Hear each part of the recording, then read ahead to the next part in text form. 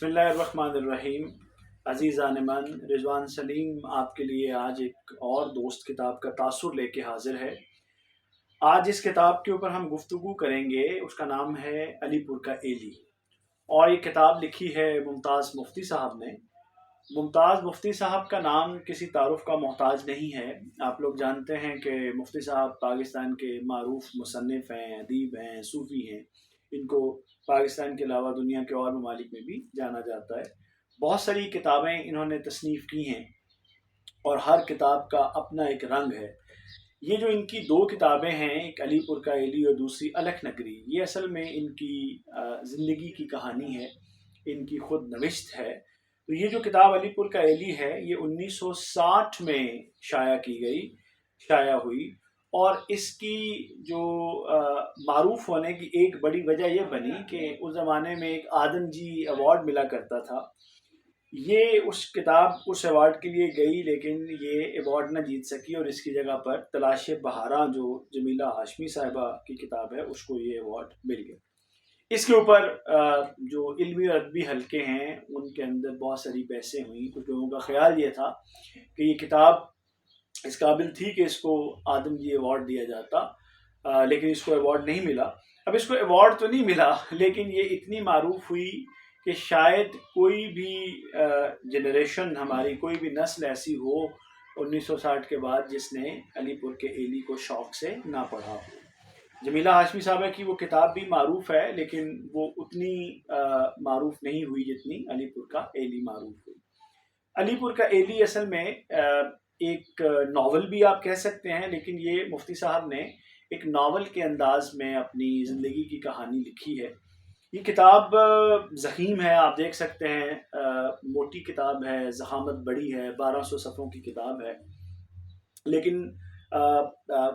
جو قاری ہے اس کے اوپر یہ کیسے بیتتی ہے، اس کے بارے میں پہلے اپنا تجربہ آپ کے ساتھ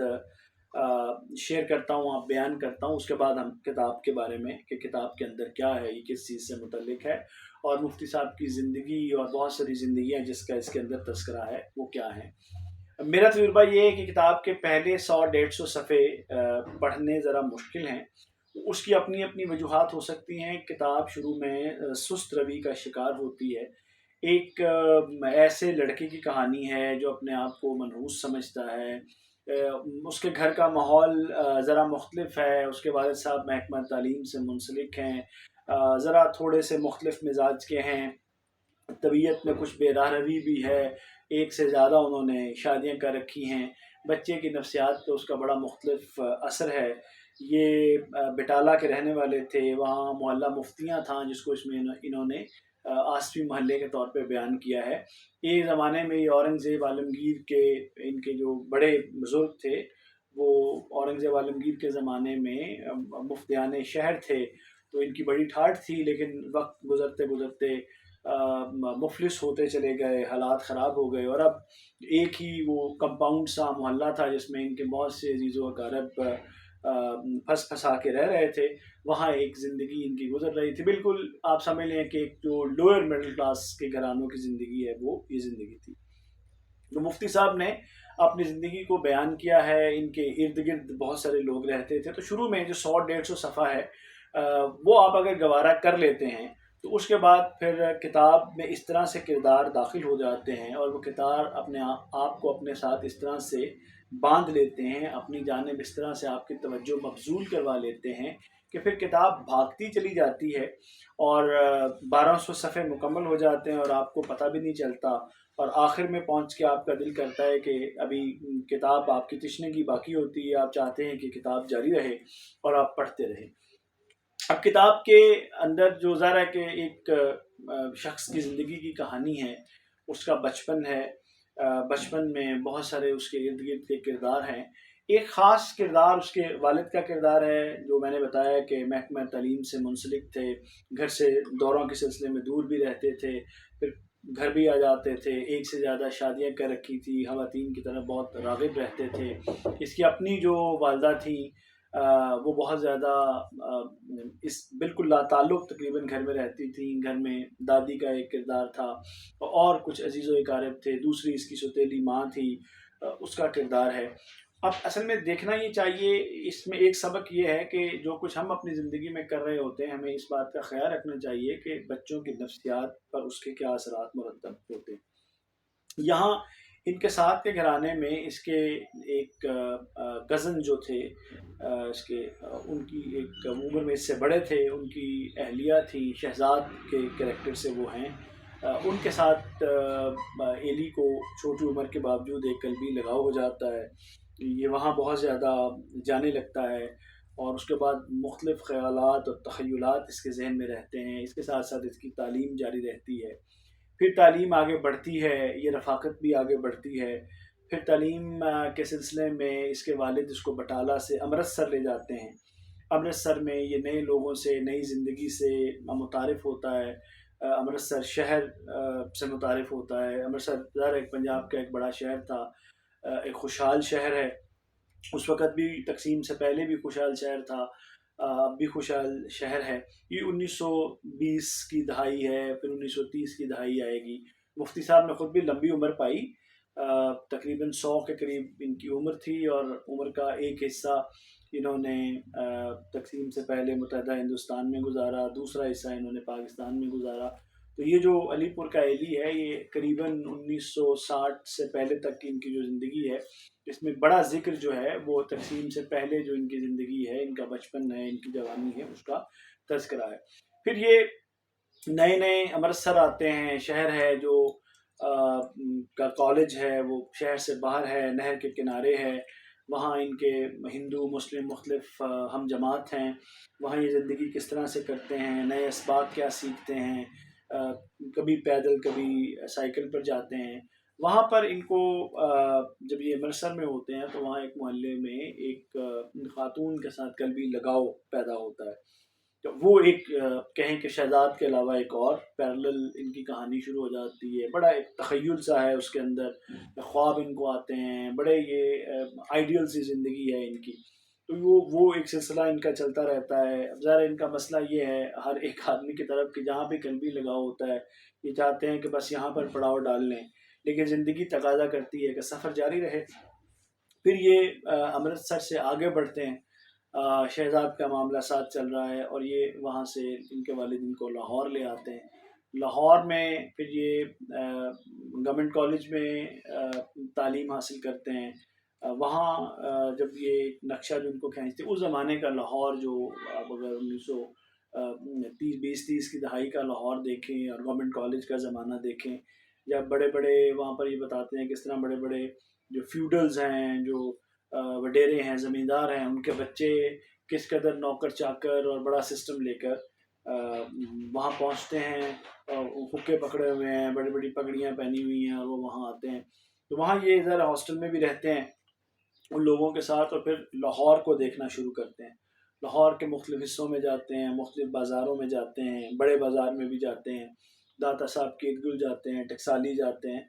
وہاں پر لاہور کو اس زمانے میں بہت خوبصورتی سے انہوں نے لاہور جو اس وقت کا لاہور تھا، جو مال روڈ کے ارد گرد کا لاہور تھا، اس کا بڑا شاندار تذکرہ کیا ہے، وہاں بہت ساری شخصیات سے جو ملے ہیں یہ اس کا انہوں نے ذکر کیا ہے، وہاں خاص طور پہ انہوں نے عبداللہ یوسف علی جو اس وقت اسلامیہ کالج سول لائنز کے پرنسپل تھے، معروف ہیں، مفسر قرآن ہیں، انہوں نے انگریزی میں قرآن کی بڑی شاندار تفسیر لکھی ہوئی ہے، اس کا کمنٹری لکھی ہوئی ہے، ان سے ان کی ملاقات ہے، باقی دوسرے لوگوں سے ملاقات ہے، پھر تعلیم کا مکمل ہونا ہے، اور تعلیم مکمل ہونے کے بعد مفتی صاحب جو ہیں اس کے بعد روزگار کے سلسلے میں ریڈیو سے منسلک ہوتے ہیں، اخبار سے منسلک ہوتے ہیں، رسالوں سے میں لکھنا شروع کرتے ہیں، اور پھر ایک زمانے میں محکمہ تعلیم کے ساتھ منسلک ہو جاتے ہیں، وہاں پڑھانا شروع کرتے ہیں، ایک شہر میں ان کا تبادلہ ہو جاتا ہے، وہاں پر دیکھتے ہیں کہ جو ہیڈ ماسٹر صاحب ہیں ان کا رویہ اساتذہ کے ساتھ بہت برا ہے، اب ظاہر ہے کہ انہیں سمجھانے کی کوشش کی جاتی ہے تو وہ اور بگڑ جاتے ہیں، تو مفتی صاحب یہ کرتے ہیں کہ یہ محکمہ تعلیم کے افسران کو اس حوالے سے خطوط لکھنا شروع کرتے ہیں، ان کو خط لکھتے ہیں، گمنام خط لکھتے ہیں، اور اس میں وہ اپنے اسکول کی ادارے کے حالات بتاتے ہیں، محکمہ تعلیم سے انکوائری لگتی ہے، لوگ آتے ہیں جو انکوائری آفیسر ہوتے ہیں ان کو ایک طرح سے شک ہو جاتا ہے کہ یہ خطوط یہ لڑکا لکھتا ہے، تو لیکن ذرا یہ ان کو بلایا جاتا ہے ان کے والد کے توسط سے، مگر یہ مانتے نہیں ہیں۔ مگر اس کا فائدہ یہ ہوتا ہے کہ ان صاحب کی جو وہاں ہیڈ ماسٹر ہوتے ہیں، جو لوگوں کے ساتھ ذلت امیز سلوک کرتے ہیں، ان کا تبادلہ ہو جاتا ہے، لوگ سکھ کا سانس لیتے ہیں۔ پھر مفتی صاحب کا بھی تبادلہ ہو جاتا ہے، مختلف شہروں میں تعلیم کے سلسلے میں یہ گھومتے پھرتے رہتے ہیں۔ اس کے بعد پھر شہزاد کے ساتھ ان کی شادی کا واقعہ ہے۔ اچھا، اس کے دوران ان کی ایک اور قبل قلبی وابستگی لاہور کے ایک بہت بڑے خانوادے کی خاتون کے ساتھ بھی ہو جاتی ہے، اور بات شادی بیاہ تک پہنچتی ہے، لیکن درمیان میں شہزاد حائل ہو جاتی ہے۔ پھر یہ شہزاد کی طرف راغب ہو جاتے ہیں، شہزاد سے شادی کر لیتے ہیں۔ ایک بڑا المیہ ہے، شہزاد اپنا پہلا گھر چھوڑ دیتی ہے۔ پھر اس کے بعد جو یہاں سعدی سے ان کا قلبی لگاؤ ہوتا ہے وہ بھی ان کا چھوٹ جاتا ہے۔ زندگی شروع ہوتی ہے، شہزاد ان کی بیوی بنتی ہے، معاملات ان کے خراب ہوتے ہیں۔ پھر وہ بہت شدید بیمار ہو جاتی ہے، اور ایک عجیب و غریب ہومیو ڈاکٹر کا قصہ ہے جو عجیب طریقے سے لوگوں کا علاج کرتا ہے، لیکن اس کا علاج بہت سود مند ہوتا ہے۔ اس کے بعد بات آگے بڑھتی ہے، مفتی صاحب اور لوگوں سے ملتے ہیں، معروف ہوتے چلے جاتے ہیں۔ اس میں انہوں نے احمد بشیر صاحب کا ذکر کیا ہے۔ احمد بشیر صاحب، اگر آپ کو یاد ہو کہ بشریٰ انصاری جو معروف ہے، ان کی اور ان کی 2-3 بہنیں، یہ احمد بشیر ان کے والد ہیں۔ ایمن آباد سے ان کا تعلق تھا، لاہور میں یہ موجود تھے، میوزک سیکھتے تھے، ایک اور گھرانہ ہے۔ پھر ذرا اس وقت کے لاہور میں جو دوسرے مذاہب کے لوگ تھے، ایک جج صاحب ہیں، ان کے گھر کا قصہ ہے، ان کی لڑکی کا قصہ ہے۔ تو اس طرح یہ بہت ساری اس کے اندر چیزیں موجود ہیں۔ پھر بات آگے بڑھتی ہے، تقسیم ہو جاتی ہے، محلہ مفتیاں جو آصفی محلے کے نام سے بٹالہ سے اجڑ جاتا ہے، لوگ ہجرت کر کے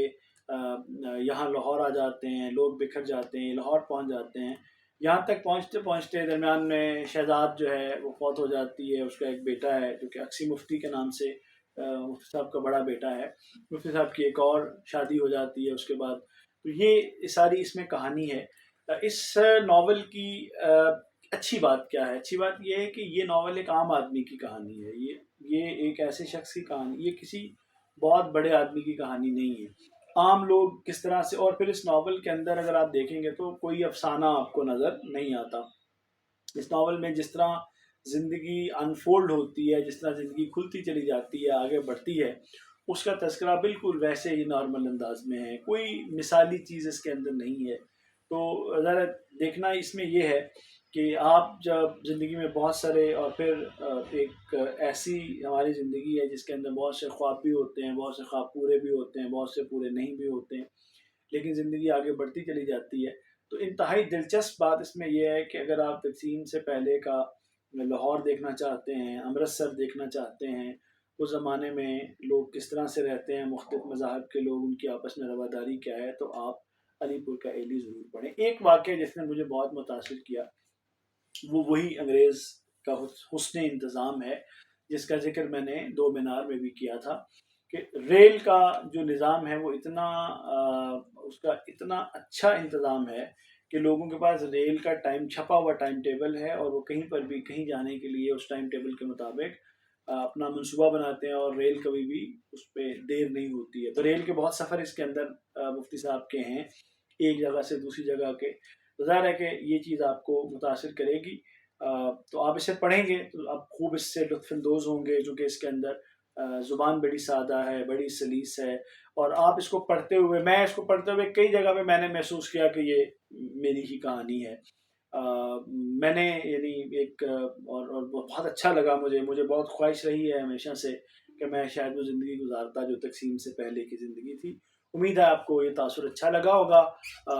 علی پور کا ایلی، موقع ملے تو اس کو ضرور پڑھیے گا۔ بہت شکریہ۔